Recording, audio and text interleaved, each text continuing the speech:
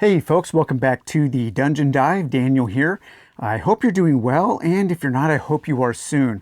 Okay, today on the channel we have two new games in the VHS box collection, and both of these are available on the Game Crafter, and I was a backer in a recent crowdfund for both of these games.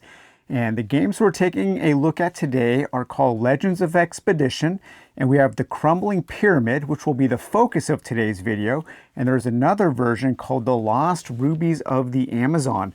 Both of these are made by Upsize Fun, and as a matter of fact, Upsize Fun recently did a t-shirt design for the game, for the Dungeon Dive, and that is shown right here, right now.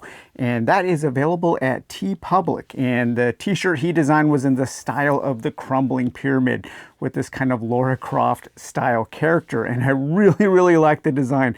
I like Upsize Fun's art quite a bit.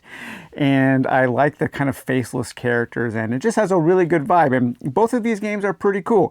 They are basically kind of dice games, dice manipulation games set in a kind of pulp fiction adventure style setting.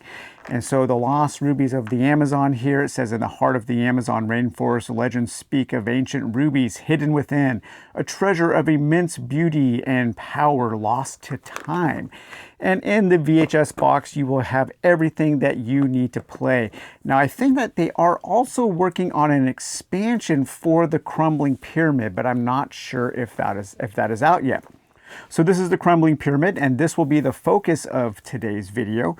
Both of these games share similar mechanisms, and the Crumbling Pyramid, I believe, was the second one, so it feels maybe a little more advanced than the Lost Rubies of the Amazon. So this says here that a diverse team of adventurers find themselves trapped inside a colossal ancient pyramid. Their initial exploration was driven by the promise of untold treasures, but they soon discover the pyramid is cursed and starting to collapse around them. As the pyramid begins to crumble, the team must navigate the chambers of the structure, testing their wits and bravery. With the pyramid rapidly deteriorating, the adventurers must decipher clues that hint at a hidden escape route. So inside this box, you will have everything you need. You've got all of your dice and kind of some of the components here in this bag. You will have a number of tokens. Now, what's really nice about these games is I think they use pre-designed slugs, pre-designed cheat sheets for the cardboard. So with these games, you don't have to wipe off the soot from the laser cut edges of the chits. So that is very nice, because I know some people don't like doing that, and that is an issue with Game Crafter games with just the way they make them. You will get some tokens to keep track of your poison. You will get this special token that you can unlock if you're very lucky. That will help you out immensely on your journey. You will get some collapse tokens, because as you are exploring and you are running away from the mummy, the rooms around you will collapse and cause damage and will block off some escape routes. You also have a curse token that the mummy can curse you with, and you have to deal with that at the end of the game if you are cursed. You will get a few torch tokens, and these can be set up on your expedition to help you take advantage of some of the special rooms. You will also get a few different resources here. You will get some goods here. These are tools and things that you can use to help mitigate some of the luck. You will also have a number of letters from home, and these can be used to help mitigate some of your bad luck. You can also search in special rooms for these special Egyptology notes, and these will help you overcome some of the challenges. And you will also get 4 adventurers. So we have this kind of Lara Croft looking character, and then a few other adventurers, and we have a healthy side and a damaged side. So each of the explorers, each of them can take 1 hit, and then they are damaged. If they take another point of damage, they are wiped out from your expedition team. We get a rule book. Now, the rule book is a little shaky. It did take me a little while to get the flow of the game down, and some of its more, not complex details, but some of the details could be better written, let's say. And there is one error in the rulebook. I don't know if this has been corrected on future purchases, but just know that there is an error to the supplies, the tools, in how they are used. It says that you can discard this token after dice are rolled to change the number, but that's not true. You can discard those to add one or subtract one from any member die that you roll. And the member die, those are the dice that are associated with your explorers. But the game is not very complicated. There are some rules teach videos on YouTube. I'm not going to teach how to play the game. I'm just going to show it. We get this really cool danger card. Now, this is one of my favorite things. When you enter a room, it might have danger in the room, and then you have to roll, and depending on what you roll, you will add to the danger. You might come across some kind of scarab or poisonous snake or an alligator, and you will have to roll more bad dice to overcome.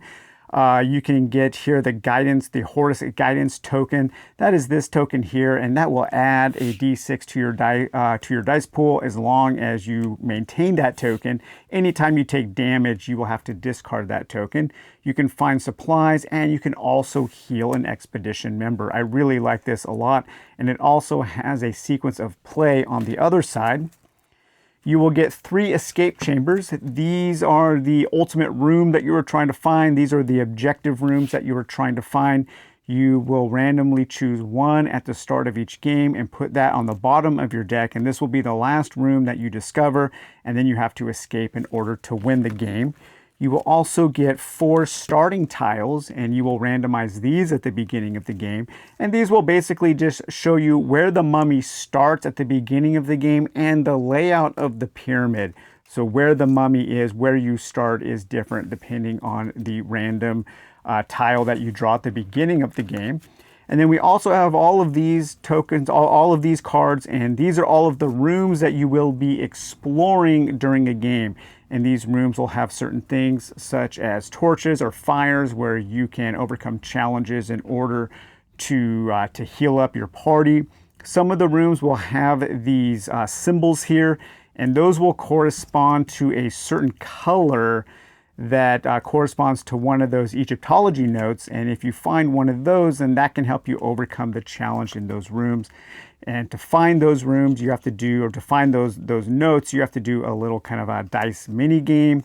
You can find supplies while you are exploring. You can go into these trapped rooms that will poison different members of your party. These are the danger rooms marked with that skull and crossbones. And then when you go into those, you will have to roll on your danger card.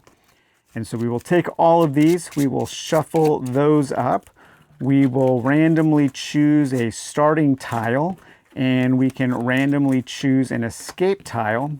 And so there we have our pyramid all set up.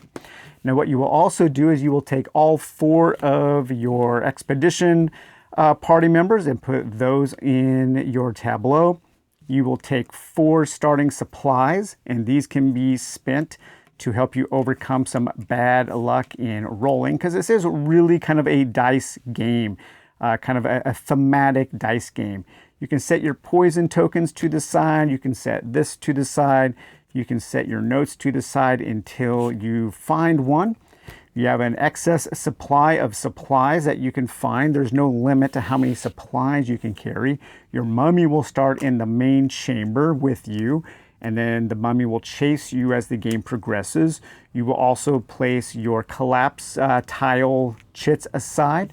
You will place your curse token aside. And then your letters home, these can be spent to augment any roll, to change one of the member dice that you roll to any value. So these are very valuable. And again, these torches, these can be placed on tiles to gain greater benefits of the good tiles. And these also kind of dictate the difficulty of the game. You can start the game with anywhere between 1 and all 4, depending on how hard or easy you want to make the game. I will start with 2 just for this example. So we'll place 2 down there. I don't think there's any way to get more of these. So these are a very precious resource while you are playing the game. Okay, so there we have our table set up, and we are ready to go into the crumbling pyramid. So we will draw our first card here, and that tells us where our mummy tile is. And so we have a 6x3 grid of this pyramid, and the mummy is going to be right here towards the left side in the middle row. So we can explore north and south, or we can also explore to the west. You will place your mummy in that room, and you will also take all of the things in this bag. So we have our yellow dice. These are the member dice, and this is our dice pool that we will roll. If we get that blessing of Horus, we can add an additional d6 to that dice pool. The black die is used for the mummy, and these green dice, these are the expedition dice, and these are the dice that we are trying to beat in challenges. We will often roll a group of dice, and then if we match pips, we can remove green dice. We can remove bad dice by matching the pips from our member dice. And a 5, if I had 3 5s here, a 1 member die can take out all 3 of those 5s. And then if we have any member dice left, good things happen most of the time. If we have any of the expedition of the bad dice left, then bad things happen. And you will use your resources, you will use your letters home and your supplies in order to change your dice values, in order to change those values to match the expedition dice. It's a relatively simple game. It can be a lot of fun. It can be challenging. And best of all, it doesn't take up a ton of space. You know, your main space here. You could probably play this on a 2x3 table, maybe even smaller if you have a little side table, but I think it's a pretty good travel game. And the games also do play pretty quickly. So let's go ahead and play a couple of turns. Now, I'm not going to set up a whole map or anything. I'll just place a couple of tiles here in order to show you some examples. So let's move these up here. Okay, so we can pick a direction that we want to travel in, and we can go to the north, we can go to the west, or we can go to the south. For this gameplay example, I'll just continue going to the west. So we'll draw our tile off of the stack of cards here, and we go into a campfire room. So this is a place where we can heal. If we had that green note, we could get an additional advantage and an additional bonus for doing this challenge in this room. So we will take that there and place there. We have our token here. This can be used to keep track of where our party is. We will move into this room. Now, normally on most turns, you will roll to see if the room you are leaving collapses, and you will roll to see how many spaces the mummy moves. But on your first turn, you don't do either of those. So we come into this room here, and it is a 2 challenge. So we'll take 2 challenge dice there, and then we will take all of our member dice, and then we will roll those. Okay, so we have a 1, a 2, a 2, a 2, and a 4. So this 2 can take out that 2. We could spend a supply in order to change this 2 to a 1, because with a supply you can add or subtract 1. Now, one of the things I'm not sure, and I don't think it's mentioned in the book, I don't know if 1s and 6s roll over. So maybe Upsize Fun, if you're watching this, please let us know. And if I missed that somewhere in the book, I don't think I did, but that might be something that needs to be added to the book. But now I can take out that 1, and now we've completed this challenge because we've dealt with all of the challenge dice, and we have 2 dice left, which means that we could go ahead and heal our members if they were damaged, but none of them are damaged. So that probably wasn't a good use of a supply token, but I wanted to show you that as an example. Okay, so the next turn, things get a little more dangerous and a little more complicated. We will draw another tile. I will continue moving to the west here. And here we have, so we can skip this card. However, we can roll all member dice, looking for 2 6s. If we gain 2 6s, we will gain one of those random notes that can help us on our journey. If we roll a 1, we lose a health. We can keep 6s and we can keep rolling. So let's place that card there. I will move my token in here to show that's where I am. Now I have to roll to see if this room collapses. On a 6, it collapses. Okay, a 4, so it didn't collapse. If this room would have collapsed, if I would have rolled a 6, I would place a collapse token there. That blocks my entry into that room, but the mummy can move through collapsed rooms. We would also take 1 point of damage from that collapse, so I'd have to turn one of my characters over to their damaged side. Okay, but that did not happen, so let's keep going. Now we roll to see how many spaces the mummy moves. On a 1 to 3, the mummy moves 1 space. On a 4 to 6, the mummy moves 2 spaces. Okay, a 1 to a 3, so the mummy is slowly following behind us. Okay, so now we can do this little mini game here. So we can skip this card, but I'm not going to for this example. You can always come back to rooms and reface the challenge, and this can be skipped at any time because it says so on the card. So let's go ahead and roll these up. And okay, oh wow, look at that roll. A 3 and 3 6s. So we didn't roll a 1, so nobody takes any damage, but we did roll the 2 6s. So now we can take one of these random notes, and now we will be better in rooms that have this symbol here. We can have an additional re-roll of a D6. So that's very, very helpful. It's good to get those. Usually you have to roll 1 6, 2 6s, or 3 6s to get one of those notes. Okay, so that is that turn. So for this example, I'm just going to keep moving west. So we'll go ahead and move here. And perfect, a danger room. I wanted to be able to show you guys this danger room. So we will move out into there. Let's roll to see if this room collapses. 5, it does not. Let's roll to see how many spaces the mummy moves. 4, so it moves 2. This is perfect, great example. So it now moves into this room, and I need to deal with the mummy as well as the danger in this room. There is an additional rule if you want a more challenging game.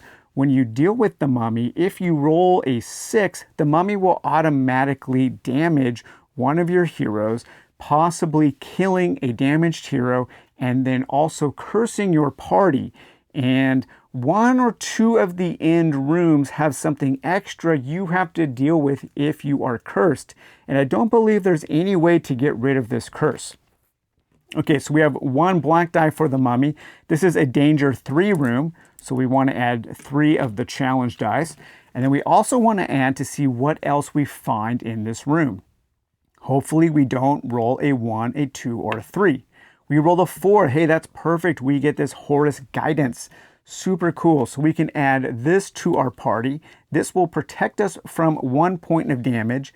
And until we take a point of damage, it also adds another member die to our dice pool. So this is very good. So we have 3 challenge die, we have the mummy die, and we have 5 of our member dice there. So let's roll these up.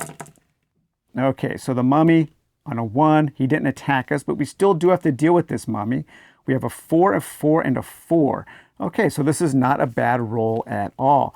I think what I'll do is, so we do have this symbol here, which matches that symbol, so that does give us a re-roll. I am going to re-roll one of these 5s here, and a 5. Okay, so that didn't help us too much. But what we can do, let's see, I will spend a supply to turn this 5 into a 4, and then that will block all of those. I will spend this supply to turn that 1, or turn that 2 into a 1, blocking the mummy. And now because we have defeated the mummy in this challenge, it goes back to its starting location. And basically you do that until you have completed this map. You have 3 rows of 6 cards each, and then that last room that you find will be the escape chamber. And so you want to turn that over, and it says move a mummy 4 cards before resolving. The mummy does not return to the chamber if it is defeated. It remains at this location. This is a 7 challenge, so you will add all of your expedition dice there, all of your challenge dice, and then if that mummy moves in to that room, you will also add the black mummy die. And then if you have all 5 of your dice in your own member pool, and then you will have to do that challenge again using your different tokens, using your supplies, using your letters from home. The letters from home can just allow you to switch to any number that you want. Very, very powerful, but very limited. Throughout the game, you can set up your torches in different rooms that will help you gain more benefits from those supplies. And then if you get poisoned, you will take one of the poison markers here. So if we go into one of the poison rooms here, Usually it says that if you you gain a health for each 6 that you rolled, but you gain a poison for each 1. So if you were to have rolled a 1 in that poison room, you will take your poison token and you will place your character on top of it like that. At the end of the next turn, the poison damages the character. If they are still poisoned at the end of the following turn, that character does die. You can heal poison when you go into one of these campfire rooms in order to rest and heal the poison. So yeah, this game is pretty cool. I like it. It's very simple. It's fun. It can be a challenge. There is a lot of luck, but there are some good ways to mitigate that luck by using your letters from home, by using your supplies. You can also go into supply rooms and then take the challenge, and any member dice that you have left in your pool after you've dealt with the challenge dice, for each one you will gain a supply, and so you can gain supplies. Those are pretty easy to gain, and you are going to want to do that often in order to keep your supply of supplies topped off, and so that you can use it to mitigate some of this luck. So this game has dice rolling and manipulation, and it is a dice game, but there also is some light resource management and some pretty cool adventure to be had, especially on these danger cards. I love rolling up on things like this on little tables to find out what kind of bad things happen, or some good things. You can also find some really good things in those danger rooms. So I hope you liked taking a look at the Crumbling Pyramid. Again, this game is available on the Game Crafter. Actually, both of these games are available on the Game Crafter. And look forward in the future for a little expansion, I believe, coming for the Crumbling Pyramid. I think it sounds pretty cool. I think Upsize Fun has recently posted some images of the upcoming expansion on Dungeon Dive Quest, the Dungeon Dive forum. And hey, if you haven't checked out the Dungeon Dive forum yet, please do go and sign up and join in the conversation, because we have a lot of fun over there talking about all kinds of different tabletop related things.